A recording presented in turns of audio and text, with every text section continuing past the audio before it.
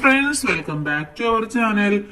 7ാം ക്ലാസ്സിലെ സോഷ്യൽ സയൻസിലെ 7ാമത്തെ പാഠഭാഗമായിട്ടുള്ള from food production to food security എന്നുള്ള പാഠഭാഗമാണ് ഇന്ന് നമ്മൾ ഡിസ്കസ് ചെയ്യാൻ പോകുന്നത്. അപ്പൊ ഇംഗ്ലീഷ് മീഡിയമാണ്, മലയാളം മീഡിയം നമ്മൾ ഓൾറെഡി അപ്ലോഡ് ചെയ്തിട്ടുണ്ട്. അതുപോലെ ഇതുവരെയുള്ള ബാക്കി എല്ലാ പാഠഭാഗങ്ങളും ബാക്കി എല്ലാ സബ്ജക്റ്റുകളും അപ്ലോഡ് ചെയ്തിട്ടുണ്ട്. അപ്പൊ ആവശ്യമായിട്ടുള്ള കൂട്ടുകാർ പോയി കാണുക. ഓക്കെ, അപ്പൊ നമുക്ക് എന്തൊക്കെയാണ് ഈ പാഠഭാഗത്ത് പഠിക്കാനുള്ളത് എന്ന് നോക്കാം. 7ാമത്തെ ചാപ്റ്റർ ആണ്, പാർട്ട് 1ലെ last chapter, from food production to food security. ഇവിടെ താഴെ ഒരു ചിത്രത്തിന് താഴെയായിട്ട് ഒരു ചെറിയ ഡയറി കുറിപ്പ് തന്നിട്ടുണ്ട്. ഓക്കെ, അപ്പൊ അത് കൂട്ടുകാർ വായിച്ചു നോക്കുക. ഓക്കെ, എന്നിട്ട് അതിന് താഴെയുള്ള ചോദ്യങ്ങൾ നമുക്ക് നോക്കാം. You have read excerpt from the Neethu's diary. നീതുവിന്റെ ഡയറിയാണ് നമ്മൾ ഇതിന്റെ മുന്നേ കൊടുത്തിട്ടുള്ളത്. നിങ്ങളുടെ അടുത്ത് വായിക്കാനാണ് പറഞ്ഞിട്ടുള്ളത്. Okay, what kind of food crops do they cultivated for daily purpose. Daily പർപ്പസിന് വേണ്ടിയിട്ട് അവർ ഏതൊക്കെ ഫുഡ് ക്രോപ്സ് ആണ് കൾട്ടിവേറ്റ് ചെയ്യുന്നത്? അതിൽ ഒരുപാട് പറയുന്നുണ്ട്, ഏതൊക്കെയാണെന്ന് പറയാം. Paddy, eggplant, brinjal, yard long beans, snake gourd, ladies finger, spinach, yam, അതുപോലെ തന്നെ സോർഗം എക്സെട്ര. ഇതൊക്കെയാണ് അവര് ഡെയിലി ക്രോപ്സ് ആയിട്ട് കൾട്ടിവേറ്റ് ചെയ്യുന്നത്. ഹൗ ഈ സർപ്ലസ് പ്രൊഡക്ഷൻ യൂസ്ഡ്. എന്താണ് ഇതുപോലെ ഉൽപാദനം നടത്തിയിട്ടുള്ളത്? അവർ ആ സർപ്ലസ് ആയിട്ടുള്ള പ്രൊഡക്റ്റ് എന്താണ് ചെയ്യുന്നത് എന്നാണ് ചോദിച്ചിട്ടുള്ളത്. എന്താണ്? Neethu's mother gave some to Keerthi's house and sold the rest in the market.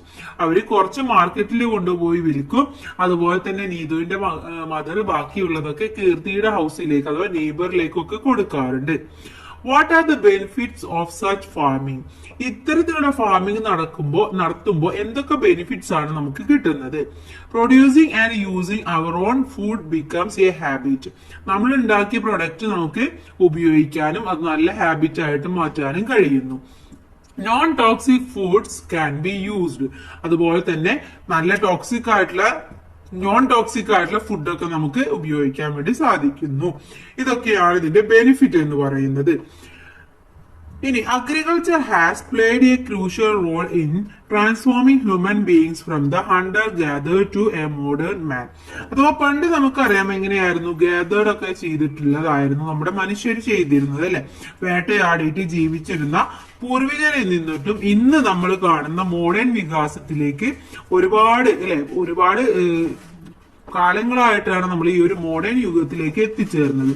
അപ്പൊ അതിൽ ഏറ്റവും വലിയ ഇമ്പോർട്ടന്റ് ആയിട്ടുള്ള റോൾ എന്ന് പറയുന്നത് നമ്മുടെ അഗ്രികൾച്ചർ തന്നെയാണ്. The necessary systems for social life such as family, community, village and town emerged with the beginning of agriculture. അതുപോലെ തന്നെ കൃഷി ചെയ്ത് ജീവിക്കാൻ ആരംഭിച്ചതോട് കൂടിയിട്ടാണ് അവിടെ ഒരു ഫാമിലി, അതുപോലെ തന്നെ അവിടെ ഒരു കമ്മ്യൂണിറ്റി, വില്ലേജ്, ഇതൊക്കെ വരാൻ തുടങ്ങിയത്. അന്നാണ് കൃഷി ചെയ്ത് ജീവിക്കാൻ തുടങ്ങിയത്, അന്നാണ് ഇതൊക്കെ എമർജ് ചെയ്യാൻ വേണ്ടി തുടങ്ങിയിട്ടുള്ളത്. Over a period of time, man shifted from subsistence-based agriculture to market-based agriculture. പണ്ട് നമുക്കറിയാം ആളുകൾ കൃഷിയൊക്കെ ചെയ്തിരുന്നതും അവർക്ക് വേണ്ടിയിട്ടുള്ള അവരുടെ ഉപജീവനത്തിന് വേണ്ടി മാത്രമായിരുന്നു അവർ കൃഷി ചെയ്തിരുന്നത്. പിന്നെ കാലം കഴിഞ്ഞിട്ട് കുറെ കാലങ്ങൾ കഴിഞ്ഞിട്ടാണ് എന്ത് ചെയ്തത്? അവിടെ ഒരു മാർക്കറ്റിംഗ് ബേസ്ഡ് ആയിട്ടുള്ള അഗ്രികൾച്ചറിലേക്ക് വന്നത്. Let's get to know the farming method adopted by man over the years. എങ്ങനെയാണ് മനുഷ്യര് ഓരോ കാലക്രമേണ ഇന്ന് കാണുന്ന ഒരു മോഡേൺ യുഗത്തിലേക്ക് വന്നത് എന്ന് നമുക്ക് നോക്കാം. Origin of agriculture.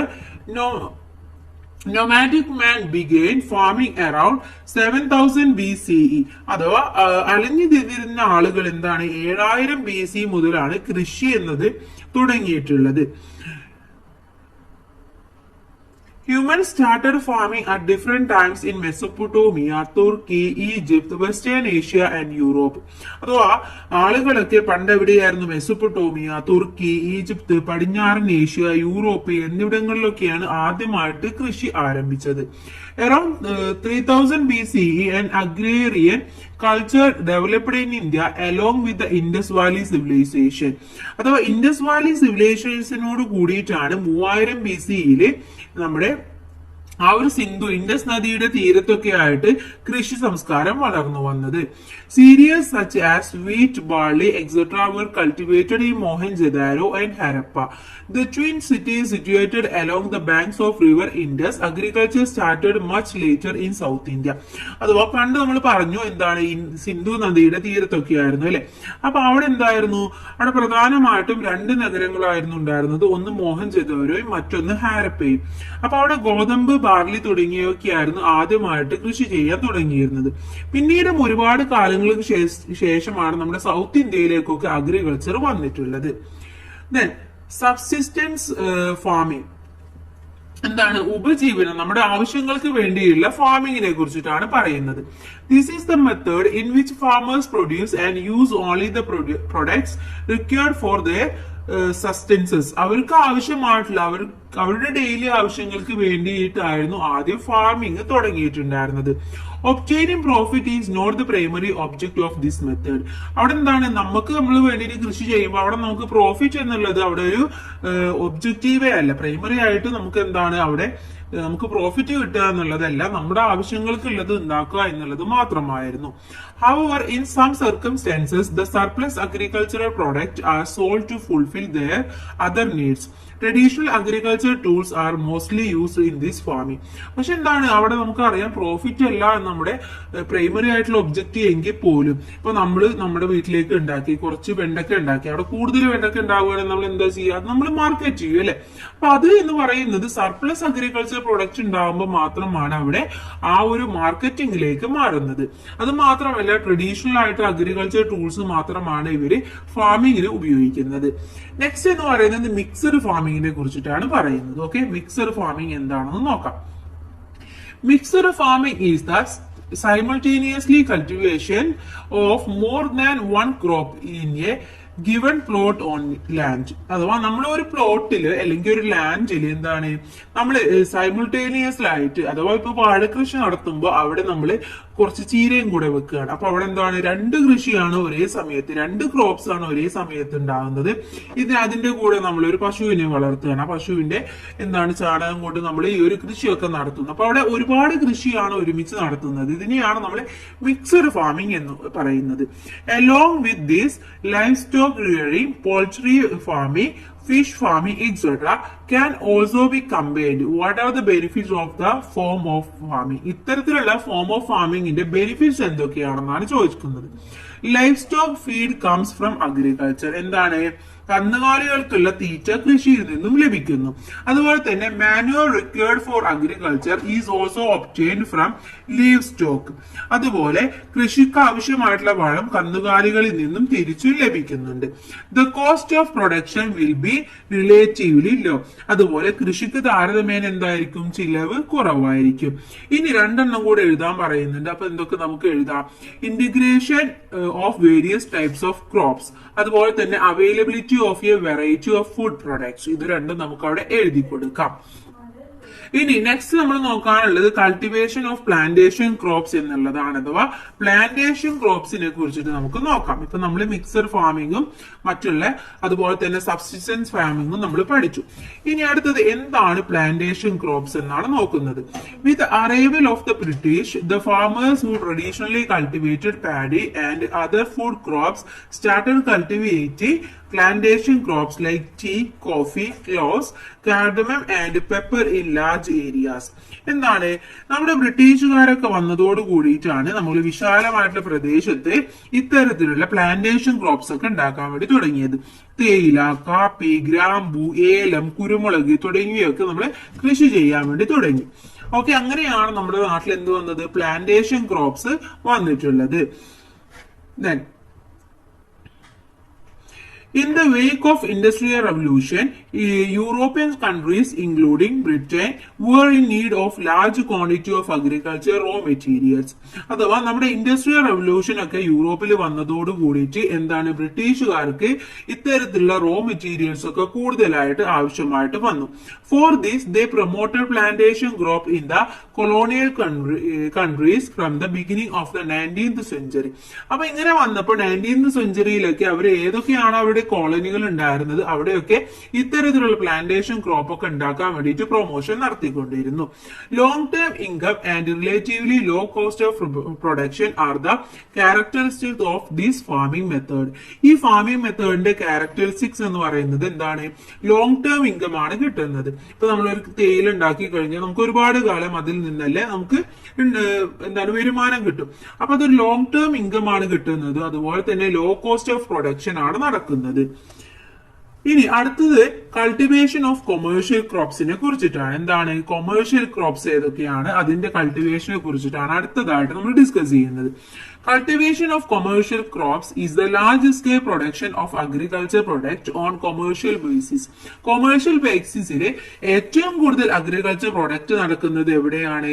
ഈ commercial ക്രോപ്സിലാണ്. The role of commercial crop farming is significant in providing agricultural raw materials to industries. ഇവിടെ വ്യവസായങ്ങളിൽ ഉപയോഗിക്കുന്ന കാർഷികമായിട്ടുള്ള ഈ റോ മെറ്റീരിയൽസ് ഒക്കെ എന്താണ്? ഇവിടെ നിന്നാണ് ഈ ഒരു ക്രോപ്സ് നമ്മുടെ കൊമേഴ്ഷ്യൽ ക്രോപ്സിൽ നിന്നാണ് കിട്ടുന്നത്. It also requires high capital investment and the use of modern technology. Rubber, sugar cane, cotton, jute etcetera are example of commercial crops. ഈ കൊമേഴ്ഷ്യൽ ക്രോപ്സിന് എക്സാമ്പിൾസ് എന്ന് പറയുന്നത് ഏതൊക്കെയാണ്? നമ്മുടെ റബ്ബർ, അതുപോലെ തന്നെ ഷുഗർ കെയിന്, കോട്ടൺ, ജൂട്ട്, ഇതൊക്കെയാണ്. പക്ഷെ ഇതെന്താണ്? ഇതിന് കൂടുതൽ ക്യാപിറ്റൽ ഇൻവെസ്റ്റ്മെന്റ് ആവശ്യമാണ്. അതുപോലെ തന്നെ മോഡേൺ ടെക്നോളജിയും ആവശ്യമാണ്. Now that you have learned about the different types of farming method in our country, expand the below list by adding more features. ഇപ്പൊ നമ്മൾ എന്താണ് നമ്മുടെ ഇന്ത്യയിലുള്ള ഒരുപാട് ടൈപ്പ് ഓഫ് ഫാമിങ്ങിനെ കുറിച്ചിട്ട്, മെത്തേഡ് ഓഫ് ഫാമിങ്ങിനെ കുറിച്ചിട്ട് നമ്മൾ മനസ്സിലാക്കി, അതിന്റെ ഫീച്ചേഴ്സിനെ കുറിച്ചിട്ടൊക്കെ നമ്മൾ പഠിച്ചു. ഇനി താഴെയുള്ളത് നമ്മളടുത്ത് ആഡ് ചെയ്തിട്ട് എഴുതാനാണ് പറഞ്ഞിട്ടുള്ളത്. അപ്പൊ ഇവിടെ തന്നിട്ടുള്ളത് ഒന്ന് സബ്സിസ്റ്റൻസ് ഫാമിങ്ങിനാണ്. എന്താണ്? Production for our own consumption, നമ്മുടെ ആവശ്യത്തിന് വേണ്ടിയിട്ടുള്ള കൺസപ്ഷൻ ആണ്. Cultivation is possible even in small plant of land. ചെറിയ ഒരു സ്ഥലമാണെങ്കിൽ നമുക്ക് അവിടെ എന്താണ് കൾട്ടിവേഷൻ നടത്താൻ വേണ്ടി സാധിക്കും. ഇനി എന്തൊക്കെ പറയാം നമുക്ക്? Traditional agriculture tools R mostly used in this farming. നമ്മൾ ട്രഡീഷണൽ ആയിട്ടുള്ള ടൂൾസ് ആണ് ഉപയോഗിക്കുന്നത്. അതുപോലെ തന്നെ non toxic food can be used. Okay. ഇനി അടുത്തത് മിക്സ്ഡ് ഫാമിംഗ് ആണ്. The same fertiliser can be used for multiple crops. എന്താണ്? നമ്മൾ ഒരേ വളം തന്നെ ഒന്നിലധികം കൃഷികൾക്ക് ഉപയോഗിക്കുന്നുണ്ട്. ലോവർ കോസ്റ്റ് ഓഫ് പ്രൊഡക്ഷൻ, ഉൽപാദനത്തിലെ ചിലവ് കുറവ്. ഇനി എന്തൊക്കെ എഴുതാം? Integration of various types of crops, അതുപോലെ തന്നെ availability of A variety of food products. Okay, അത് രണ്ടും നമുക്ക് അവിടെ എഴുതി കൊടുക്കാം. Next one cultivation of plantation crops ആണ്. First point, cost of production is relatively low. എന്താണ്? താരതമ്യേന വളരെ കുറഞ്ഞ ചെലവാണ് ഉള്ളത്. ലാർജ് സ്കെയിൽ പ്രൊഡക്ഷൻ ആണ് നടക്കുന്നത്. പിന്നെ എന്ത് കൊടുക്കാം നമുക്ക്? ലാർജ് ഏരിയ കൾട്ടിവേഷൻ ആണ്. ലോങ് ടേം ഇൻകം ആണ്. അത് രണ്ടും അവിടെ എഴുതി കൊടുക്കാം. Next cultivation of commercial crops ആണ്.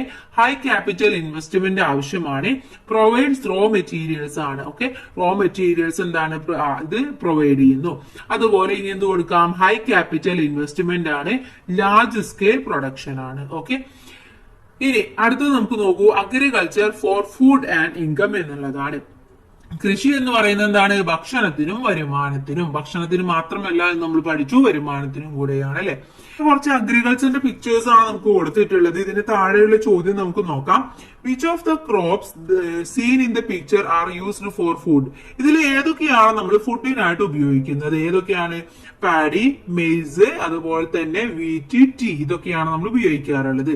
Which are the other crops? ഏതൊക്കെയാണ് അതർ എന്ന് പറയുന്നത്?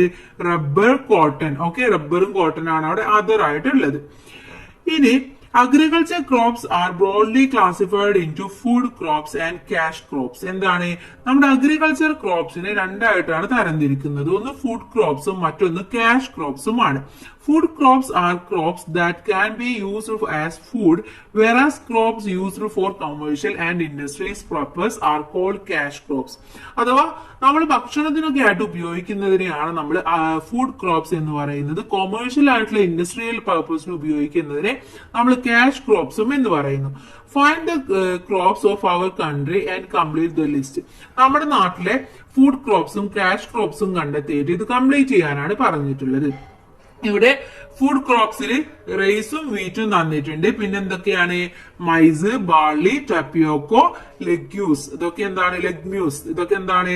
ഇത്തരത്തിലുള്ള ഫുഡ് ക്രോപ്സ് ആണ്. ഇനി ക്രാപ്പ് ക്രോപ്സ് എന്ന് പറയുന്നത് cotton, rubber, jute, coffee, cardamom and pepper. Okay, ഇനി അടുത്തത് നോക്കൂ. From the table given below, you can understand which crops grow in which states. Identify those states of the map and color them. താഴെ തന്നിട്ടുള്ള ടേബിളിൽ നമുക്ക് ഓരോ ക്രോപ്സും ഏതൊക്കെ സ്റ്റേറ്റിലാണ് ഉള്ളത് എന്ന് മനസ്സിലാക്കാം. അതനുസരിച്ച് നിങ്ങളുടെ അടുത്ത് ഈ ഒരു മാപ്പിൽ കളർ ചെയ്യാനാണ് പറഞ്ഞിട്ടുള്ളത്. അപ്പൊ ഇവിടെ വീറ്റ് നോക്കൂ. വീറ്റിന് ഏത് കളറാണ് കൊടുക്കേണ്ടത് എന്ന് പറഞ്ഞിട്ടുണ്ട്. ഈ കളർ നിങ്ങൾ ഉത്തർപ്രദേശിലും പഞ്ചാബിലും മധ്യപ്രദേശിലും ഹരിയാനയിലും കൊടുക്കുക. അതുപോലെ കോട്ടൺ എന്ന് പറയുന്നത് മഹാരാഷ്ട്ര, ഗുജറാത്ത്, തെലങ്കാന, രാജസ്ഥാൻ ഇവിടങ്ങളിലാണ്. അപ്പൊ കോട്ടന് കൊടുത്തിട്ടുള്ള കളർ നിങ്ങൾ കൊടുക്കുക. ഇനി റൈസ് എന്ന് പറയുന്നത് വെസ്റ്റ് ബംഗാൾ, തമിഴ്നാട്, ആന്ധ്രാപ്രദേശ്, ബീഹാർ ഇവിടങ്ങളിലാണ്. അപ്പൊ ആ കളർ കൊടുക്കുക. ഈ സ്റ്റേറ്റ് എവിടെയാണെന്ന് നിങ്ങൾക്ക് അറിയില്ല എന്നുണ്ടെങ്കിൽ ജസ്റ്റ് നിങ്ങൾ ഗൂഗിൾ ചെയ്യുക. ഇന്ത്യൻ മാപ്പ് നോക്കിക്കഴിഞ്ഞാൽ അതിൽ സ്റ്റേറ്റ് എവിടെയാണെന്ന് മനസ്സിലാക്കാം. അതനുസരിച്ച് നിങ്ങൾക്ക് നിറം കൊടുക്കാവുന്നതാണ്. ഇനി India is characterised by a wide variety of crops. എന്താണ്? ഇന്ത്യ എന്ന് പറയുന്നത് ഒരുപാട് വെറൈറ്റി ആയിട്ടുള്ള ക്രോപ്സ് ഉള്ള ഒരു സ്ഥലമാണ്. Let's see the favorable geographical factors for the cultivation of different crops in India. അത് ഇന്ത്യയിലെ ഡിഫറെന്റ് ആയിട്ടുള്ള ക്രോപ്സ് കൾട്ടിവേറ്റ് ചെയ്യാനുള്ള ഫേവറബിൾ ആയിട്ടുള്ള കുറച്ച് ജോഗ്രഫിക്കൽ ഫാക്ടേഴ്സ് ഉണ്ട്. അതാണ് താഴെ തന്നിട്ടുള്ളത്. എന്തൊക്കെയാണ്? ഒന്ന്, ഫെർട്ടൈൽ സോയിൽ ആണുള്ളത്. അതുപോലെ തന്നെ ഫേവറബിൾ വെതർ ഉണ്ട്, ഇറിഗേഷൻ ഫെസിലിറ്റി ഉണ്ട്. ഇതൊക്കെ നമ്മുടെ ഇന്ത്യയിലുണ്ട്. അതുകൊണ്ടാണ് നമ്മൾ ഇത്രയും വെറൈറ്റി ക്രോപ്സ് നമ്മൾ കൾട്ടിവേറ്റ് ചെയ്യുന്നത്. Did you get acquainted with the agriculture season of our country in the previous chapter? List them out. നമ്മൾ പ്രീവിയസ് ചാപ്റ്ററിൽ പഠിച്ചിട്ടുണ്ടായിരുന്നു ഏതൊക്കെയാണ് അഗ്രികൾച്ചർ സീസൺ എന്ന് പഠിച്ചിട്ടുണ്ടായിരുന്നു. അത് ഏതൊക്കെയാണ് നിങ്ങൾക്ക് ഓർമ്മയുണ്ട്? ഏതൊക്കെയാണ്? ഖാരിഫ്, റാബി, സെയ്ദ്, ഈ മൂന്നെണ്ണമാണ് ഉള്ളത്. ഓക്കെ, ഖാരിഫ്, റാബി, സെയ്ദ്, അത് മൂന്നും അവിടെ എഴുതി കൊടുക്കാം. Next, can all crops be grown everywhere? Why? Make a note. എന്താണ്? എല്ലാ ക്രോപ്സും എല്ലായിടത്തും കൃഷി ചെയ്യാൻ സാധിക്കുമോ? എന്തുകൊണ്ടാണ്? സാധിക്കുമോ? ഇല്ല. Different crops R grown in different region because crop growth depends upon geographical conditions such as physiography, fertilized soil, availability of water and climate. അഥവാ ഈ ജോഗ്രഫിക്കൽ കണ്ടീഷൻസ് അനുസരിച്ചാണ് ഓരോ ക്രോപ്സും ഗ്രോ ചെയ്യുന്നത്. അതുകൊണ്ട് എല്ലാ റീജിയനിലും നമുക്ക് എല്ലാതും കൾട്ടിവേറ്റ് ചെയ്യാൻ പറ്റില്ല. ഓരോ റീജിയനിലെ ഫിസിയോഗ്രഫിയും അടുത്ത ഫെർട്ടിലൈസ് സോയിലും അതുപോലെ തന്നെ അവൈലബിലിറ്റി ഓഫ് വാട്ടറും ക്ലൈമറ്റും ഇതൊക്കെ നോക്കിയാണ് നമുക്ക് കൾട്ടിവേഷൻ ചെയ്യാൻ വേണ്ടി സാധിക്കുള്ളൂ. Next one, agriculture and agro based ഇൻഡസ്ട്രീസിനെ കുറിച്ചിട്ടാണ് പഠിക്കുന്നത്. കൃഷിയുമായി ബന്ധപ്പെട്ട ഇൻഡസ്ട്രീസും ഏതൊക്കെയാണ്? Agro based industries are industries that depend and function on agriculture products. Cotton and agricultural product is the raw material of the textile industry. അഥവാ കാർഷിക ഉൽപ്പന്നങ്ങളെ ആശ്രയിച്ചിട്ട് പ്രവർത്തിക്കുന്ന വ്യവസായങ്ങളെയാണ് നമ്മൾ എന്ത് പറയുന്നത്? അഗ്രോ ബേസ്ഡ് ഇൻഡസ്ട്രീസ് എന്ന് പറയുന്നത്. കാർഷികോൽപ്പന്നമായിട്ടുള്ള കോട്ടൺ, ഇപ്പൊ കോട്ടൺ എന്ന് പറയുന്നത് എന്തിനാണ്? തുണി വ്യവസായത്തിന്റെ ഒരു റോ മെറ്റീരിയൽ ആണ്, അല്ലെ?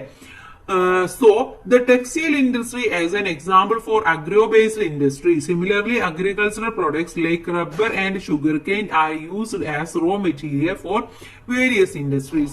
അപ്പൊ നമ്മൾ അറിയാം കോട്ടൺ എന്ന് പറയുന്നത് എന്താണ്? അവിടെ ടെക്സ്റ്റൈൽ ഇൻഡസ്ട്രി എന്ന അഗ്രോ ബേസ്ഡ് ഇൻഡസ്ട്രിയാണ് അവിടെ ഡെവലപ്പ് ചെയ്യുന്നത്. അതുപോലെ തന്നെ റബ്ബർ, ഷുഗർ കെയിൻ ഇതൊക്കെ വെച്ചുകൊണ്ട് ഈ റോ മെറ്റീരിയൽസ് ഒക്കെ ഉപയോഗിച്ചുകൊണ്ട് വേരിയസ് ഇൻഡസ്ട്രീസ് പ്രവർത്തിക്കുന്നുണ്ട്. Find more agro-based industries that use agriculture product as raw materials and add them to the list. അപ്പൊ ഇവിടെ തന്നിട്ടുണ്ട് ഈ ലിസ്റ്റിൽ നിങ്ങൾ കുറച്ചും കൂടെ ആഡ് ചെയ്യാനാണ് പറയുന്നത്. അപ്പൊ ഒന്ന് തന്നിട്ടുണ്ട് കോട്ടൺ. കോട്ടൺ ഏതാണ്? ടെക്സ്റ്റൈൽ ഇൻഡസ്ട്രിയാണ്. ഷുഗർ കെയിൻ എന്ന് പറയുന്നത് ഷുഗർ ഇൻഡസ്ട്രിയാണ്. അടുത്തത് ജൂട്ട് എന്ന് പറയുന്നത് ജൂട്ട് ഇൻഡസ്ട്രിയാണ്. റബ്ബർ എന്ന് പറയുന്നത് ടയർ ഇൻഡസ്ട്രിയാണ്. ഓക്കെ, അപ്പൊ അവിടെ jute industry, rubber, tyre industry എന്ന് കൊടുക്കാം. ഇനി ടീ ആണെങ്കിൽ ടീ ഇൻഡസ്ട്രി എന്നും വരും. Next one, through mineral wealth അഥവാ നമ്മുടെ മിനറൽ വെൽത്തിലൂടെ നമുക്കൊന്ന് പോയി നോക്കാം. ഇപ്പൊ നമ്മൾ പറഞ്ഞത് അഗ്രികൾച്ചറും അതുപോലെ തന്നെ അതുമായിട്ട് ബേസ് ചെയ്തുള്ള ഇൻഡസ്ട്രീസിനെ കുറിച്ചിട്ടായിരുന്നു. ഇനി മറ്റൊന്നാണ് നമ്മുടെ മിനറൽ വെൽത്ത് എന്ന് പറയുന്നത്. ഓക്കെ, അപ്പൊ ഇവിടെ പിക്ചേഴ്സ് കൊടുത്തിട്ടുണ്ട്. ഇതൊക്കെയാണ് നമ്മുടെ ബേസിക് ആയിട്ടുള്ള മിനറൽസ് എന്ന് പറയുന്നത്. See the above image of minerals and areas where minerals are mined. മേലെ കൊടുത്തിട്ടുള്ളതാണ് കുറച്ച് മിനറൽസും അത് മൈൻ ചെയ്യുന്ന കുറച്ച് പ്രദേശങ്ങളുമാണ് കൊടുത്തിട്ടുള്ളത്. അപ്പൊ ഇവിടെ വാട്ട് ആർ മിനറൽസ്, എന്താണ് minerals, where do we get these from, എവിടെ നിന്നാണ് നമുക്ക് ഇത് ലഭിക്കുന്നത്, what is the use of these, let's have a quest, എന്താണ് ഈ അതുപോലെ തന്നെ ഇവയുടെ ഉപയോഗം എന്താണ്, ഇതിനെ കുറിച്ചിട്ടൊക്കെ നമുക്കൊന്ന് നോക്കാം. അപ്പൊ ഫസ്റ്റ് എന്താണ് മിനറൽസ് എന്നുള്ളതാണ് അല്ലെ. Minerals are metallic and non metallic components found in the earth crust. അഥവാ എർത്തിന്റെ ക്രസ്റ്റിൽ നിന്നും നമുക്ക് കിട്ടുന്ന മെറ്റലുകളും അതുപോലെ തന്നെ നോൺ മെറ്റാലിക് കോമ്പണന്റ്സുമാണ് നമ്മുടെ മിനറൽസ് എന്ന് പറയുന്നത്. Hematite, magnetite, calamine, bauxite and cinnabar are metallic minerals. ഇതൊക്കെ എന്താണ്? Hematite, magnetite, calamine, bauxite, cinnabar, ഇതൊക്കെയാണ് നമ്മുടെ ബേസിക് ആയിട്ടുള്ള മെറ്റലിക് മിനറൽസ് എന്ന് പറയുന്നത്. Many of these are used in the industrial manufacture of metals. ഇത് പ്രധാനമായിട്ടും ഉപയോഗിക്കുന്നത് ലോഹങ്ങളുടെ വ്യാവസായിക നിർമ്മാണത്തിനാണ് ഉപയോഗിക്കുന്നത്. Then, mica, diamond, silica are etc. are non-metallic minerals, while coal and petroleum are fuel minerals. അതുപോലെ മൈക്ക, ഡയമണ്ട്, സിലിക്ക എന്നൊക്കെ പറയുന്നത് എന്താണ്? നോൺ മെറ്റലിക് മിനറൽസ് ആണ്. അതുപോലെ തന്നെ കൽക്കരി, പെട്രോളിയം എന്നിവ പറയുന്നത് എന്താണ്? പെട്രോളിയം എന്ന് പറയുന്നതൊക്കെ ഫ്യൂവൽ മിനറൽസ് ആണ്. Minerals based industries are those that utilize minerals as major raw materials. Iron ore industry is a large mineral based industry in the country. It is the backbone of the industrial sector and is known as the primary industry. അഥവാ ധാതുമായിട്ട് ബന്ധപ്പെട്ടുള്ള മിനറൽസുമായി ബന്ധപ്പെട്ട് ഒരുപാട് എന്താണ് industries നിലവിലുണ്ട്. അതിൽ ഏറ്റവും important എന്ന് പറയുന്നത് എന്താണ്? നമ്മുടെ അയൺ ഓർ ഇൻഡസ്ട്രിയാണ്. അയണുമായിട്ട് ബേസ് ചെയ്തിട്ടുള്ള ഇൻഡസ്ട്രിയാണ് നമ്മുടെ ഇൻഡസ്ട്രിയൽ സെക്ടറിന്റെ ഒരു പ്രൈമറി സെക്ടർ ഇൻഡസ്ട്രി എന്ന് പറയുന്നതും ഒരു ബാക്ക് ബോൺ എന്ന് പറയുന്നതും ഈ ഒരു അയൺ ഓറുമായിട്ടുള്ള ഇൻഡസ്ട്രീസ് ആണ്. ഇമ്പോർട്ടന്റ് മിനറൽ ബേസ്ഡ് ഇൻഡസ്ട്രീസ് ഏതൊക്കെയാണെന്നാണ് തന്നിട്ടുള്ളത്. അവിടെ തന്നിട്ടുണ്ട് iron and steel industry, copper industry, aluminium industry, അതുപോലെ തന്നെ cement industry, call industry. Okay, അപ്പൊ അവിടെ സിമെന്റ് ഇൻഡസ്ട്രിയും കോൾ ഇൻഡസ്ട്രിയും നിങ്ങൾ എഴുതി കൊടുക്കാം. Then what are the following minerals used for? Find their usage and complete the list. താഴെ നമുക്ക് കുറച്ച് മിനറൽസും അതിന്റെ യൂസേജും തന്നിട്ടുണ്ട്. അത് കംപ്ലീറ്റ് ചെയ്യാൻ പറയുന്നുണ്ട്. ഫസ്റ്റ് വൺ ഹെമറ്റൈറ്റ് ആണ്. ഹെമറ്റൈറ്റ് എന്ന് പറയുന്നത് manufacture of iron bars, iron ബാർസിന്റെ ഒക്കെ മാനുഫാക്ചറിനാണ് ഉപയോഗിക്കുന്നത്. സിലിക്ക അല്ലെങ്കിൽ സാൻഡ് എന്ന് പറയുന്നത് ഹൗസ് കൺസ്ട്രക്ഷനും ഗ്ലാസ് മാനുഫാക്ചറിങ്ങിനുമാണ് ഉപയോഗിക്കുന്നത്. അപ്പൊ അവിടെ house construction and glass manufacturing എന്ന് എഴുതി കൊടുക്കുക. ഇനി അടുത്തത് ബോക്സൈറ്റ് ആണ്. ബോക്സൈറ്റ് ഉപയോഗിക്കുന്നത് എയർക്രാഫ്റ്റ് ആൻഡ് ഇലക്ട്രിക്കൽ എക്യുപ്മെന്റ്സിനാണ്. ഡയമണ്ട് ഉപയോഗിക്കുന്നത് ജ്വല്ലറി മേക്കിങ്ങിനും ഇൻഡസ്ട്രിയൽ യൂസിനുമാണ്. കോൾ എന്ന് പറയുന്നത് railway, iron and steel production ഉപയോഗിക്കുന്നു. പെട്രോളിയം എന്ന് പറയുന്നത് വെഹിക്കിൾ ഫ്യൂവലും പെയിന്റ് മാനുഫാക്ചറിനുമായിട്ട് ഉപയോഗിക്കുന്നു. ഓക്കെ, അപ്പൊ അവിടെ സിലിക്കയുടെയും ഡയമണ്ടിന്റെയും പെട്രോളിന്റെയും എഴുതി കൊടുക്കുക. നെക്സ്റ്റ് വൺ ഗ്രീൻ റവല്യൂഷനെ കുറിച്ചിട്ടാണ് പറയുന്നത്. The pre-independent British land tax system pushed the farmers to while their neglect of food crops led to the food shortage, limited infrastructure in the post-independence agriculture sector and outdated technologies contributed to a decline in agricultural productivity. അഥവാ സ്വാതന്ത്ര്യത്തിന് മുൻപുള്ള ബ്രിട്ടീഷുകാരുടെ എന്താണ് land system എന്ന് പറയുന്നത്, land tax system എന്ന് പറയുന്നത് കർഷകർക്ക് എന്താണ് ഒരുപാട് ഡെപ്തും കാര്യങ്ങൾക്ക് എന്താണ് കടം ഉണ്ടാവാനും മറ്റുമൊക്കെ ഒരുപാട് പ്രശ്നങ്ങൾക്ക് വഴിതെളിച്ചു. അതിനുശേഷം ഭക്ഷ്യവിളകളോടുള്ള ബ്രിട്ടീഷുകാരുടെ അവഗണന അതുപോലെ തന്നെ ഭക്ഷ്യക്ഷാമം സൃഷ്ടിച്ചു. സ്വാതന്ത്ര്യലബ്ധിക്ക് ശേഷമുള്ള കാർഷിക മേഖലയിലെ അടിസ്ഥാന സൗകര്യങ്ങളുടെ പരിമിതിയും കാലഹരണപ്പെട്ട സാങ്കേതിക വിദ്യകളുടെ ഉപയോഗവും കാർഷിക ക്ഷമത എന്ത് ചെയ്തു കുറയുന്നതിന് കാരണമാവുകയാണ് ചെയ്യുന്നത്. അപ്പൊ എന്താണ് ബ്രിട്ടീഷുകാർക്ക് ഈ ഒരു ക്രോപ്സ് ഇതൊക്കെ ഉണ്ടാക്കുന്നതിന് വലിയ താല്പര്യമൊന്നുമില്ല. അത് മാത്രമല്ല ലാൻഡ് ഒരുപാട് ടാക്സ് കൊടുക്കണം. അപ്പൊ അതൊക്കെ ആയപ്പോൾ കർഷകർ ഭയങ്കര കടത്തിലും മറ്റൊക്കെ ആയി മാറി. പിന്നീട് അത് എന്താണ് അത് മാറുകയാണ് ചെയ്തത്. അതിനെ കുറിച്ചിട്ടാണ് ഇനി നമ്മൾ നോക്കാൻ പോകുന്നത്. Above mentioned are some of the problems faced by the Indian agriculture sector during the pre-independence and post-independence period. What are the reasons for this? നമുക്കറിയാം ഇൻഡിപെൻഡൻസിന്റെ പ്രീ ഇൻഡിപെൻഡൻസിലും പോസ്റ്റ് ഇൻഡിപെൻഡൻസിലും ഒക്കെ നമ്മുടെ ഇന്ത്യയുടെ അഗ്രികൾച്ചർ സെക്ടർ എന്ന് പറയുന്നത് ഒരുപാട് പ്രോബ്ലംസ് ഫേസ് ചെയ്തിരുന്നു. അപ്പൊ ആ പ്രോബ്ലംസ് ഏതൊക്കെയാണെന്നാണ് പറയുന്നത്. The land tax system implemented by ബ്രിട്ടീഷുകാർ കൊണ്ടുവന്ന ലാൻഡ് ടാക്സ് സിസ്റ്റം, അതുപോലെ തന്നെ ലിമിറ്റഡ് ഇൻഫ്രാസ്ട്രക്ചർ ആയിരുന്നു, ഫാമേഴ്സ് ഇൻഡെപ്റ്റന്റ് ആയിരുന്നു, അതുപോലെ തന്നെ നെഗ്ലെക്ട് ഓഫ് ഫുഡ് ക്രോപ്സ് ആണ്. ഓക്കെ, അപ്പൊ ഇതൊക്കെയായിരുന്നു പ്രധാനമായിട്ടുള്ള കാരണങ്ങൾ എന്ന് പറയുന്നത്. At the time of our independence, the agriculture sector was facing various problems. നമ്മൾ പറഞ്ഞു എന്താണ് ഇൻഡിപെൻഡൻസിന്റെ സമയത്തൊക്കെ അഗ്രികൾച്ചർ സെക്ടർ എന്ന് പറയുന്നത് ഒരുപാട് പ്രോബ്ലംസ് ഫേസ് ചെയ്തിരുന്നു. To solve the crisis, land reformers and green revolution were implemented in independent India. അതിനുശേഷമാണ് land reforms ആയിട്ടുള്ള ഒരുപാട് കാര്യങ്ങൾ കൊണ്ടുവന്നതും ഗ്രീൻ റെവല്യൂഷൻ വന്നതും ഒക്കെ ഈ ഒരു പ്രശ്നം, ഈ ഒരു ക്രൈസിസ് ഇല്ലാതാക്കാനും സോൾവ് ചെയ്യാനൊക്കെ സാധിച്ചു. As part of the land reform, a limit was set for the possession of land a person could own. എന്താണ് ഇപ്പൊ ഈ സമയത്ത് കർഷകരുടെ എന്താ ചെയ്യുന്നത്, ഒരു വ്യക്തിക്ക് അയാളുടെ ഉടമസ്ഥയിൽ വെക്കാവുന്ന ഒരു ഭൂമിക്ക് ഒരു പരിധി നിശ്ചയിക്കുകയാണ് ആദ്യം ചെയ്തത്. The land above that limit was known as the surplus land. എന്താണ് അപ്പൊ അങ്ങനെ നിശ്ചയിച്ചതോട് കൂടിയിട്ട് ആ പരിധിക്ക് മുകളിലുള്ള ഭൂമി എന്താണ് മിച്ച ഭൂമിയായിട്ട്, സർപ്ലസ് ഭൂമിയായിട്ട് മാറി. It was taken over by the government and distributed to the landless peasant and their tenants. As a result, agriculture production increased. Kerala became a model for India by becoming one of the first states to implement the Land Reform Act. അപ്പൊ അങ്ങനെ ചെയ്തപ്പോ കുറെ സ്ഥലങ്ങൾ കൂടുതലായി വരികയും അത് എന്താണ് government ഏറ്റെടുക്കുകയും അത് എന്ത് ചെയ്തു, അത് കർഷകർക്കും അതുപോലെ തന്നെ കുടിയാന്മാർക്കും ഒക്കെ വിതരണം ചെയ്യുകയും ചെയ്തു. തൽഫലമായിട്ട് കാർഷിക ഉൽപാദനം വർദ്ധിച്ചു. ഇന്ത്യക്ക് മാതൃകയായിട്ട് ഇത്തരത്തിലുള്ള ഒരു ലാൻഡ് റിഫോം ആക്ട് ആദ്യമായിട്ട് നടപ്പിലാക്കിയത് കേരളം തന്നെയായിരുന്നു.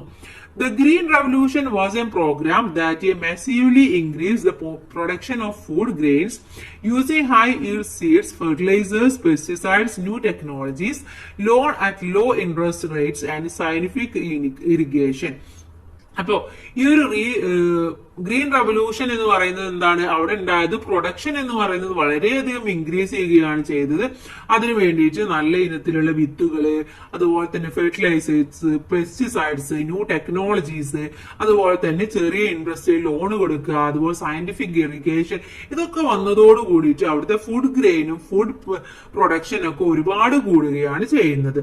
Among food grains, the result of green revolution was first visible in wheat production, hence it is also called wheat revolution.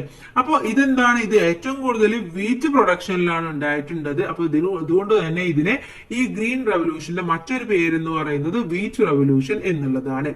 The father of the Indian Green Revolution, Dr. M.S. Swaminathan, was born on August 7, 1925 in Kumbakonam, Tamil Nadu. അപ്പൊ ഈ ഒരു green റെവല്യൂഷന്റെ father എന്ന് പറയുന്നത് ആരാണ്? Doctor M S സ്വാമിനാഥനാണ്. അദ്ദേഹം 1925 August 7 കുംഭകോണത്താണ് ജനിച്ചത്, Tamil Nadu സ്റ്റേറ്റില്. He served as the first director of the Indian Council of Agriculture Research. Through 70% of the population were farmers, our country was still importing food grains. അപ്പൊ നമ്മുടെ നാട്ടിലെ 70% എന്ന് പറയുന്നത് എന്താണ്, ഫാമേഴ്സ് ആണ്. പക്ഷെ എന്താണ്, നമ്മൾ എപ്പോഴും ആ ഒരു സമയത്ത് എന്ന് പറയുന്നത് ഒരുപാട് ഇമ്പോർട്ട് ചെയ്തിട്ടായിരുന്നു നമ്മുടെ നാട്ടില് ഭക്ഷണങ്ങളൊക്കെ, ക്രോപ്സ് ഒക്കെ ഗ്രെയിൻസ് ഒക്കെ കൊണ്ടുവന്നിരുന്നത്. അപ്പൊ അതുകൊണ്ടാണ് ഇദ്ദേഹം ഇങ്ങനെയൊരു നീക്കത്തിലേക്ക് വന്നത്. To find a solution to this problem, Dr. M.S. Swaminathan, in collaboration with Norman E. Borlaug, implemented Green Revolution. അപ്പൊ അദ്ദേഹം എന്ത് ചെയ്തു, നോർമാൻ ഈ ഗോൾഡ്ബർഗിനെയും കൂടെ കൂട്ടിക്കൊണ്ടാണ് ഈ ഒരു ഗ്രീൻ റെവല്യൂഷൻ ഇംപ്ലിമെന്റ് ചെയ്തത്. ആ രണ്ട് കൊളാബറേഷനും കൂടെ വന്നപ്പോ ഈ ഒരു ഇമ്പോർട്ട് എന്ന് പറയുന്ന ആ ഒരു സംഭവത്തിന് ഒരു സൊല്യൂഷൻ കൂടെ നിലവിൽ വന്നു. As a result production increased by 5 million tons over the previous harvest. അഥവാ മുമ്പുണ്ടായിരുന്ന ഹാർവെസ്റ്റിനേക്കാളും 5 മില്യൺ ടൺസ് ആണ് അവിടെ പ്രൊഡക്ഷൻ ഇൻക്രീസ് ചെയ്തത്. Following this India become self sufficiency. ഇത് ഉണ്ടായപ്പോ എന്ത് ചെയ്തു, ഫ്രൂട്ട് പ്രൊഡക്ഷനിൽ ഇന്ത്യ എന്ന് പറയുന്നത് ഒരു സെൽഫ് സഫിഷ്യന്റ് ആയിട്ട് മാറുകയാണ് ചെയ്യുന്നത്. He played the leading role in this achievement and was honored by the national with Padma Shri, Padma Bhushan and Bharat Ratna. He passed away on 28 September 2023 in Chennai. 2023 ചെന്നൈയിൽ September 28 അദ്ദേഹം മരണപ്പെട്ടു. ഈ ഒരു green revolution കൊണ്ടുവന്നതോട് കൂടിയിട്ട് തന്നെ, ഈ ഒരു വലിയ അച്ചീവ്മെന്റ് കൊണ്ടുവന്നതോട് കൂടിയിട്ട് രാജ്യം അദ്ദേഹത്തിന് നാഷണൽ പത്മശ്രീയും അതുപോലെ തന്നെ പത്മഭൂഷണും അതുപോലെ ഭാരത് രത്നയും കൊടുത്ത് അദ്ദേഹത്തെ ഓണർ ചെയ്തു. Next one, 2 phases of the green revolution. Green revolution നമ്മൾ പറഞ്ഞു, ഇനി അതിന്റെ 2 phases ഉണ്ട്. അഥവാ ബെനിഫിറ്റ്സ് ഉണ്ടാവും, ഒരു സംഭവം ഉണ്ടാവുമ്പോൾ അതിന്റെ ലിമിറ്റേഷൻസ് ഉണ്ടാവും. അപ്പൊ കുറച്ച് ബെനിഫിറ്റ്സ് ആണ് ഇവിടെ കൊടുത്തിട്ടുള്ളത്. ഏതൊക്കെയാണ് നമുക്ക് നോക്കാം. അപ്പൊ ബെനിഫിറ്റ്സ് എന്തൊക്കെയാണെന്ന് ആദ്യം നോക്കാം. Increase in the production of food grains, അഥവാ ഫുഡ് ഗ്രെയിൻസിന്റെ പ്രൊഡക്ഷൻ ഒക്കെ കൂടി. അതുപോലെ തന്നെ ensured self sufficiency in food. നമുക്കറിയാം നമ്മൾ മറ്റുള്ള രാജ്യങ്ങളിലൊക്കെ ഇമ്പോർട്ട് ചെയ്തിട്ടായിരുന്നു അല്ലെ. അപ്പൊ എന്താണ് അവിടെ സെൽഫ് സഫിഷ്യൻസി ആണ് നമുക്ക് ഫുഡിൽ ഉണ്ടായിട്ടുള്ളത്. The price of food grains dropped, അഥവാ ഭക്ഷ്യധാന്യങ്ങളുടെയൊക്കെ വില കുറഞ്ഞു. The black marketing and hoarding of food grains declined. ഭക്ഷ്യധാന്യങ്ങളുടെ കരിച്ചന്ത അതുപോലെ തന്നെ പൂഴ്ത്തിവെപ്പ് എന്നിവയൊക്കെ കുറയാനും കാരണമായി. ഇനി എന്തൊക്കെ നമുക്ക് എഴുതാം. Depends on food import has decreased, അഥവാ ഇമ്പോർട്ട് ചെയ്യുന്നതൊക്കെ ഡിക്രീസ് ചെയ്തു. അതുപോലെ deserves could be kept four use in case of food shortage. Food shortage വരുമ്പോൾ അവിടെ നമുക്ക് ഉപയോഗിക്കാൻ പറ്റുന്ന രീതിയിലുള്ള റിസർവ്സും നമ്മൾ ചെയ്യാൻ വേണ്ടി തുടങ്ങി. ലിമിറ്റേഷൻസ് എന്തൊക്കെയാണ്. Due to excessive use of water, ground water level decreased drastically. നമുക്കറിയാം നമ്മൾ ഗ്രൗണ്ട് വാട്ടർ ഒക്കെ നമ്മൾ ഉപയോഗിക്കുമ്പോൾ അതിന്റെ ഡിക്രീസ് വരാനുള്ള ചാൻസ് ഉണ്ടായി. അതുപോലെ excessive use of fertilisers and pesticides reduced natural fertility of the soil. അമിതമായിട്ടുള്ള ഫെർട്ടിലൈസേഴ്സും പെസ്റ്റിസൈഡ്സും ഒക്കെ ഉപയോഗിച്ചതോട് കൂടിയിട്ട് നമ്മുടെ സോയിലിന്റെ ഒരു നാച്ചുറൽ ഫെർട്ടിലിറ്റി ഇല്ലാതാവുകയാണ് ചെയ്തത്, കുറയുകയാണ് ചെയ്തത്. അതുപോലെ small farmers could not afford the new technology, so the big farmers benefited more. ചെറിയ ഫാമേഴ്സിനൊന്നും ഈ നല്ല ടെക്നോളജി ഒക്കെ പറയുന്നത് അവർക്കൊന്നും ആക്സെപ്റ്റ് ചെയ്യാൻ പറ്റുന്നതും അവർക്ക് അഫോർഡ് ചെയ്യാൻ പറ്റുന്നതുമല്ല. അതുകൊണ്ട് തന്നെ ബിഗ് ഫാമേഴ്സിനായിരുന്നു ഇതിന്റെ കൂടുതലായിട്ടുള്ള benefit കിട്ടിയിട്ടുണ്ടായിരുന്നത്. Their achievements were confined to the production of wheat and rice crops. അഥവാ പ്രധാനമായിട്ടും നമുക്കറിയാം വീറ്റും റൈസ് ക്രോപ്സും ആയിരുന്നു അവരുടെ പ്രൊഡക്ഷൻ ഉണ്ടായിരുന്നത്. അപ്പൊ അതിലായിരുന്നു കൂടുതൽ അച്ചീവ്മെന്റ് ഉണ്ടായിരുന്നത്. ബാക്കിയുള്ള ക്രോപ്സിലൊന്നും അങ്ങനെ അച്ചീവ്മെന്റ്സ് എന്ന് പറയാൻ മാത്രം ഉണ്ടായിരുന്നില്ല. അപ്പൊ ഇതൊക്കെയായിരുന്നു ഇതിന്റെ ലിമിറ്റേഷൻസ് എന്ന് പറയുന്നത്. Then discuss and make note on how the Green Revolution helped to eradicate food shortage and poverty in India. എങ്ങനെയായിരുന്നു നമ്മുടെ ഈ ഒരു ഗ്രീൻ റെവല്യൂഷന് നമ്മുടെ ഫുഡ് ഷോർട്ടേജിനെയും പോവർട്ടിയും ഒക്കെ എങ്ങനെയായിരുന്നു ഇറാഡിക്കേറ്റ് ചെയ്തത് എങ്ങനെയായിരുന്നു എന്ന് ഡിസ്കസ് ചെയ്യാനാണ് പറയുന്നത്.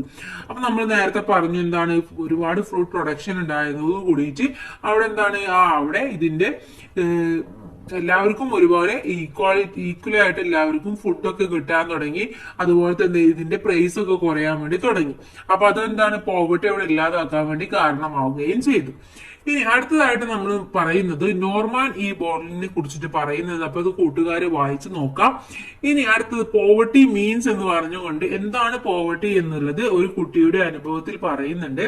അഥവാ ഒരു ചങ്ങാതി അന്വേഷിച്ച് 2 കൂട്ടുകാര് വീട്ടിലെത്തി. അപ്പൊ ആ ചങ്ങാതി അവിടെ ആ ഫ്രണ്ടിനെ അവിടെ കാണാൻ പറ്റിയില്ല. അങ്ങനെ അവർ എല്ലായിടത്തും അന്വേഷണം തുടങ്ങി. അവസാനം ആ ഒരു കട്ടിലിന്റെ അടിയിൽ കുഴിഞ്ഞിരുന്നു കൊണ്ട് ഇങ്ങനെ സ്ലേറ്റിൽ ഇങ്ങനെ എഴുതുന്നതായിട്ട് കണ്ടു. അപ്പൊ ചോദിച്ചു, എന്താണ് നിനക്ക് കടലാസിൽ എഴുതിക്കൂടെ എന്ന് ചോദിച്ചപ്പോ ആഹാരം നൽകുവാൻ അച്ഛൻ തന്നെ ഒരുപാട് പാടുപെടുന്നുണ്ട്, സ്ട്രഗിൾ ചെയ്യുന്നുണ്ട്. പിന്നെ എങ്ങനെയാണ് ഞാൻ ഇത്രയും പൈസയുള്ള കടലാസ് വാങ്ങിക്കുക എന്ന് പറയുന്നുണ്ട്. അപ്പൊ അതിൽ നിന്ന് നമുക്ക് ആ പോവർട്ടി എന്താണെന്ന് മനസ്സിലാക്കാൻ പറ്റും. അപ്പൊ ഇത് ആരിനെ കുറിച്ചിട്ടാണ് പറഞ്ഞിട്ടുള്ളത് എന്ന് പറയുന്നുണ്ട്. ശ്രീനിവാസ രാമാനുജൻ ആയിരുന്നു ആ കുട്ടി എന്ന് പറയുന്നത്.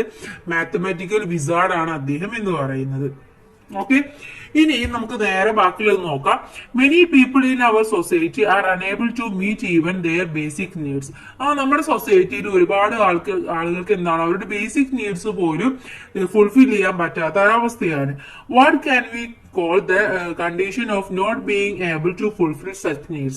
ഇതുപോലെ നീഡ്സ് ഒന്നും ഫുൾഫിൽ ചെയ്യാൻ പറ്റാത്ത ആ കണ്ടീഷനെ നമ്മൾ പറയുന്നത് എന്താണ്? പോവർട്ടി എന്നാണ് നമ്മൾ പറയുന്നത്. ഓക്കെ, അപ്പൊ അവിടെ പോവർട്ടി എന്ന് എഴുതി കൊടുക്കാം. Poverty is a condition in which basic human needs such as food, clothing, shelter, education and health are not accessible as per the requirement. ഒരു മനുഷ്യന് അവർക്ക് ആവശ്യമായിട്ടുള്ള ഹെൽത്ത്, അതുപോലെ തന്നെ എഡ്യൂക്കേഷന്, ഷെൽട്ടർ, ക്ലോത്തിങ്, ഫുഡ് ഇതൊന്നും ഇല്ലാത്തൊരവസ്ഥയാണ് നമ്മൾ എന്ത് പറയുന്നത്? പോവർട്ടി എന്ന് പറയുന്നത്. The poor are those who do not have the access of to income or property to meet even their basic needs. അവരുടെ ബേസിക് നീഡ്സും അതുപോലെ തന്നെ എന്താണ് അവരുടെ ആവശ്യങ്ങളും നിറവേറ്റാൻ കഴിയാത്ത തരത്തിലുള്ള വരുമാനമോ സ്വത്തോ ഇല്ലാത്തവരെയാണ് നമ്മൾ പുവർ ആയിട്ടുള്ള ഒരാൾ എന്ന് പറയുന്നത്. ഇനി എന്താണ് പോവർട്ടി ലൈൻ എന്ന് പറയുന്നുണ്ട്? A poverty line is an imaginary line that divides in the population of a country into whose who are not poor and not. അതോ ഒരു രാജ്യത്തെ ജനങ്ങളെ ദാരിദ്ര്യമെന്നും അല്ലാത്തവരെന്നും നമ്മൾ വിളിക്കുന്നുണ്ട്. അത്തരത്തിൽ വിഭജിക്കുന്ന ഒരു ഇമാജിനറി ലൈനാണ് പോവർട്ടി ലൈൻ എന്ന് പറയുന്നത്. The poverty in our income is calculated based on one's income and the calories obtained from the food. Let's examine the reason that led people to poverty. അപ്പോൾ ഒരാളുടെ വരുമാനത്തിന്റെയും ഭക്ഷണത്തിൽ നിന്ന് ലഭിക്കേണ്ട എനർജിയുടെയും അടിസ്ഥാനത്തിലാണ് നമ്മുടെ രാജ്യം എന്താണ് പോവർട്ടി ഉള്ളതാണോ ഇല്ലാത്തതാണോ എന്ന് നമ്മൾ മനസ്സിലാക്കുന്നത്. അപ്പോൾ പ്രധാനമായിട്ടും നമ്മുടെ ഒരു രാജ്യത്തെ പോവർട്ടിയിലേക്ക് നയിക്കുന്ന റീസൺസ് എന്ന് പറയുന്നത് എന്തൊക്കെയാണെന്ന് നമുക്ക് നോക്കാം. ഒന്ന് എന്താണ്? അൺഎംപ്ലോയ്മെന്റ് ആണ്. ജോലി ഇല്ലാത്ത അവസ്ഥ എന്ന് പറയുന്നത് എന്താണ്? പോവർട്ടി ഉണ്ടാവുന്നതാണ്. അതുപോലെ തന്നെ ഡെപ്റ്റനൻസ് ആണ്, അഥവാ കടങ്ങൾ ഉണ്ടാവുക, കടബാധ്യതകൾ ഉണ്ടാവുക എന്നുള്ളത്. അതുപോലെ ഇനീക്വാളിറ്റി ഓഫ് ഓപ്പർച്യൂണിറ്റി ആണ്, അവസര സമത്വം ഇല്ലാതിരിക്കുക. അതുപോലെ ഓവർ പോപ്പുലേഷന്, പ്രൈസ് റൈസ്, ഇതൊക്കെ ഒരു കാരണമാണ്. ഇനി എന്തൊക്കെ നമുക്ക് കൊടുക്കാം? 3 കാരണങ്ങൾ കൂടെ നമുക്ക് അവിടെ എഴുതി കൊടുക്കേണ്ടത്. ഒന്ന് അൺബാലൻസ്ഡ് ഡിസ്ട്രിബ്യൂഷൻ ഓഫ് വെൽത്ത് ആണ്. അൺബാലൻസ്ഡ് ഡിസ്ട്രിബ്യൂഷൻ ഓഫ് വെൽത്ത്, അതുപോലെ തന്നെ lack of capital, lack of quality education, ഇതൊക്കെ നമ്മുടെ എന്താണ് പോവർട്ടിയിലേക്ക് നയിക്കുന്ന കോസസ് ആണ്, റീസൺസ് ആണ്. ഇനി അടുത്തത് നോക്കൂ, നമ്മൾ കംപ്ലീറ്റ് ചെയ്തു. അടുത്തത് മൾട്ടി ഡയമെൻഷണൽ പോവർട്ടി ഇൻഡെക്സിനെ കുറിച്ചിട്ടാണ് പറയുന്നത്. എന്താണ് മൾട്ടി പോവർട്ടി ഇൻഡെക്സ് എന്ന് പറയുന്നുണ്ട്? The multi dimensional poverty index അഥവാ MPI is a new method developed to measure global poverty. അഥവാ ഗ്ലോബൽ പോവർട്ടിയെ മനസ്സിലാക്കാൻ വേണ്ടിയിട്ടുള്ള ഒന്നാണ്, ഒരു ന്യൂ മെത്തേഡ് ആണ് എന്താണ് മൾട്ടി ഡയമെൻഷണൽ പോവർട്ടി ഇൻഡെക്സ് എന്ന് പറയുന്നത്. It was jointly prepared by the Oxford Poverty and Human Development Initiative and the United National Development Program. ഇവരൊക്കെ കൂടി ചേർന്നിട്ടാണ് ഇത് ഉണ്ടാക്കിയിട്ടുള്ളത്. Multi-dimensional poverty is calculated by assessing 12 indicators across 3 dimensions: health, education and standard of living of the member of A house hold. അതാ ഒരു വീട്ടിലുള്ള അവരുടെ education, standard of living, health, ഇതിനൊക്കെ ബേസ് ചെയ്തിട്ട് 12 ഇൻഡിക്കേറ്റേഴ്സിന്റെ ബേസിൽ ഈ 3 ഡയമെൻഷന്റെ ബേസ് ചെയ്തിട്ടാണ് ഈ ഒരു നടത്തുന്നത് MPI കാൽക്കുലേറ്റ് ചെയ്യുന്നത്. Didn't you understand that income is not the only creation of measuring poverty according to the multi-dimensional poverty index? അഥവാ ഈ ഒരു ദാരിദ്ര്യം അളക്കാനുള്ള പ്രധാന മാനദണ്ഡം എന്ന് പറയുന്നത് ഒരാളുടെ വരുമാനം മാത്രമല്ല, മറ്റുള്ള ഒരുപാട് കാര്യങ്ങൾ കൂടെ ഇതിൽ നോക്കുന്നുണ്ട്. Multi dimensional poverty is calculated by taking into account how much each individual and family can achieve in term of health, education and standard of living. അഥവാ ഹെൽത്തിലും എഡ്യൂക്കേഷനിലും സ്റ്റാൻഡേർഡ് ഓഫ് ലിവിംഗിലും ഒരു ഫാമിലിയിൽ എത്രത്തോളം അച്ചീവ് ചെയ്തിട്ടുണ്ട് അതിന്റെ ബേസിലാണ് ഇത് കാൽക്കുലേറ്റ് ചെയ്യുന്നത്.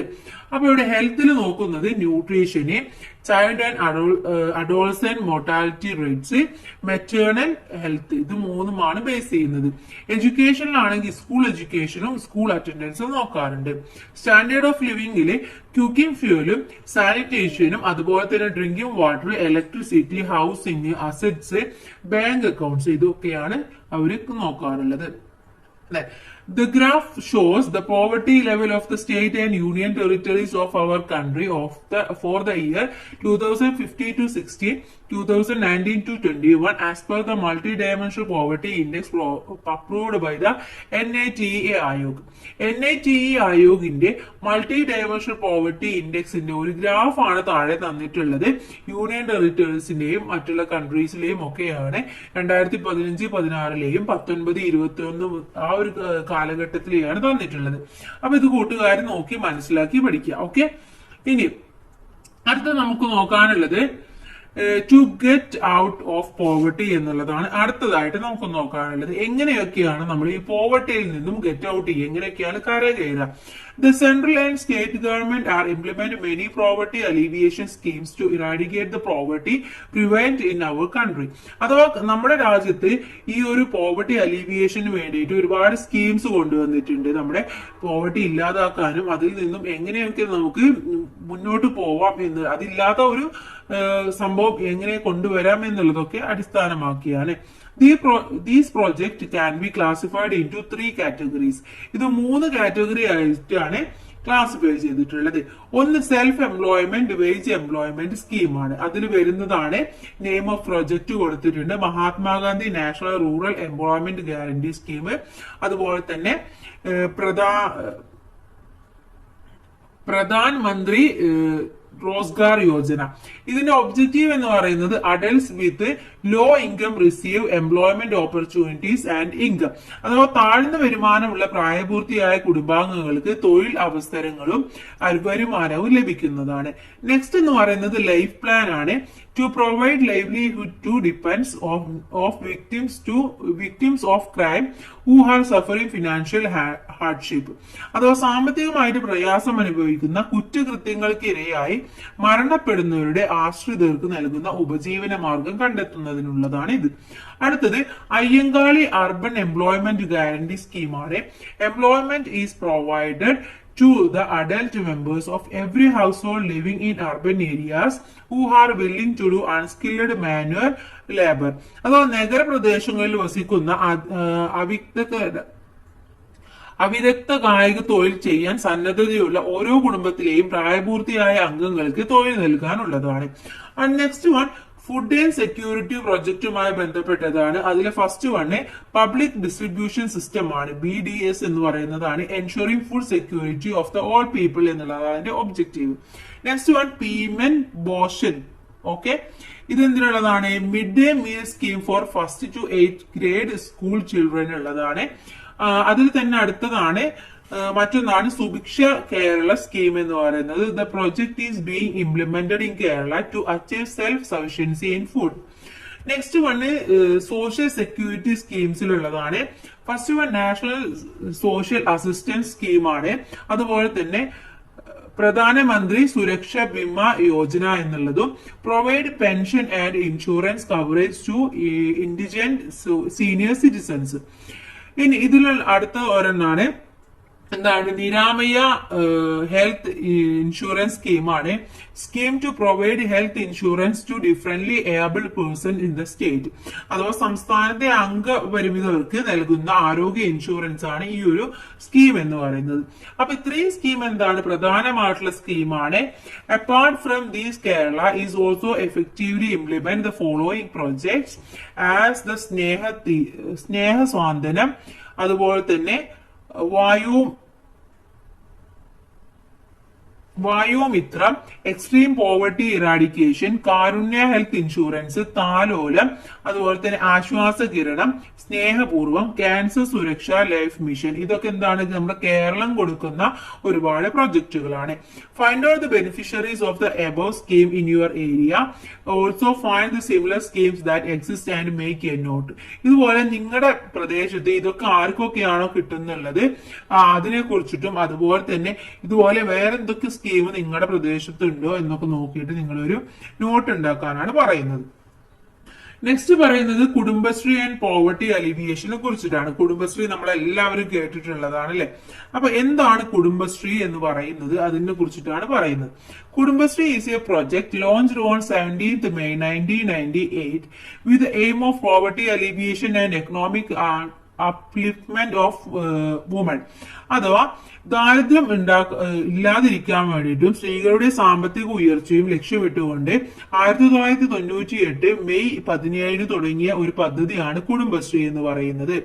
Kudumbashree has successfully spread it's influence in all walks of social life. Kudumbashree members are also employed in initiative like She Starts, Janagiya Hotels, Kochi Metro Service and Kerala's first water metro service.